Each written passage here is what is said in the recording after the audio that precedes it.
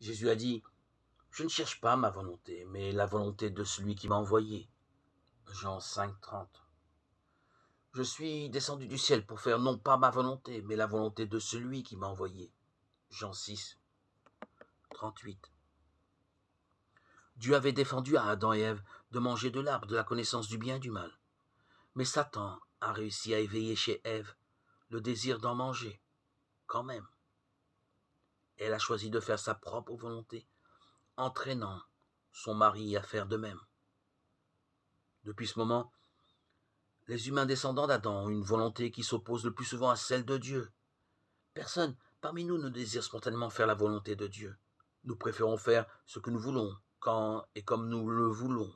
Pour certains, le bonheur se résume à cela. En venant sur la terre, Jésus déclare « Je ne cherche pas ma volonté, mais la volonté de celui qui m'a envoyé. » Dieu, son Père. Elle est le motif de sa venue sur terre et le but constant de sa vie. Plus encore, accomplir cette volonté est pour lui un délice, une nourriture. Psaume 48, Jean 4, 34. Avant d'aller à la croix, Jésus livre un terrible combat intérieur, lui qui est saint et sans péché. Comment peut-il vouloir souffrir pour les péchés, le juste pour les injustes et être abandonné par Dieu? 2 Corinthiens 5, 21, 1 Pierre 2, 22, 3, 18. Pourtant, il soumet sa volonté à celle de son Père. Que ce ne soit pas ma volonté, mais la tienne qui soit faite.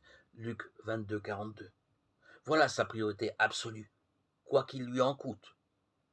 Il exprime à ses disciples le motif de son dévouement jusqu'à la mort, afin que le monde connaisse que j'aime le Père, et comme le Père m'a commandé, ainsi je fais. Jean 14, 31.